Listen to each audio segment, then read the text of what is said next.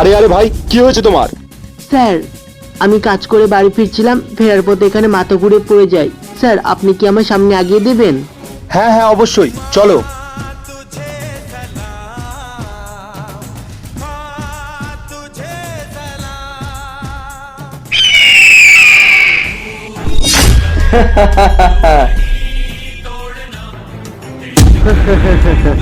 ফৌজি, ফেসে গেলি তো আমাদের চালে। আরে এটা তো আমাদের একটা প্ল্যান ছিল তোকে ফাঁসানোর। আর দেখ, তুই ফেসেও গেলি। ফৌজি, এবার তুই মরার জন্য তৈরি হয়ে যা।